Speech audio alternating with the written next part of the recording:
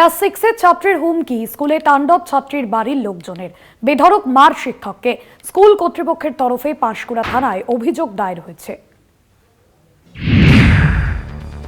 আরজিকর কাণ্ডে নির্যাতিতা এখনো বিচার পায়নি। ফের থ্রেট কালচারের অভিযোগ পাঁশকুড়ার একটি স্কুলে। আরজিকর করে দেব, ক্লাসে দাঁড়িয়ে সহপাঠীকে হুমকি আর এক সহপাঠীর। অভিযুক্ত ষষ্ঠ শ্রেণীর ছাত্র। কথা কাটাকাটি থেকে হাতাহাতি। ডালপাড়া জুনিয়র হাই স্কুলের ঘটনায় শোরগোল। সূত্রের খবর, পরিবারের লোকজন এসে ছেলেটিকে বকাঝকা করে মিটিয়েও নেয়, কিন্তু তখনও রয়ে গিয়েছে রেশ। স্কুল কর্তৃপক্ষের পক্ষ থেকে কোনো রকম অ্যাকশন নেওয়া হয়নি। অভিযোগ, স্কুলে চড়াও হয় মেয়েটির পরিবারের লোকজন। অভিযোগ, স্কুলের শিক্ষকদের মারধরও করা হয়। স্কুল ছেড়ে চম্পট দেয় অভিযুক্তরা। ঘটনাস্থলে আসে পাঁশকুড়া থানার পুলিশ। ঘটনায় আক্রান্ত শিক্ষক সুব্রত কুণ্ডুর অভিযোগ, তারা প্রহৃত।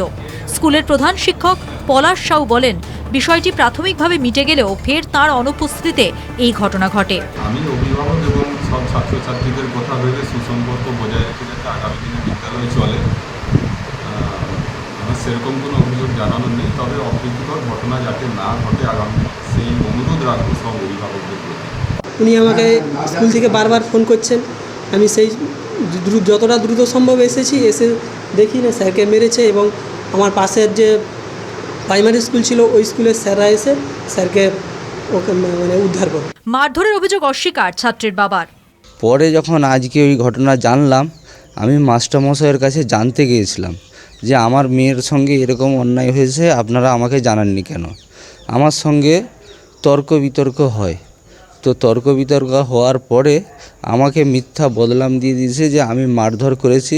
বাস্তবে আমি কোনো মারধর করিনি।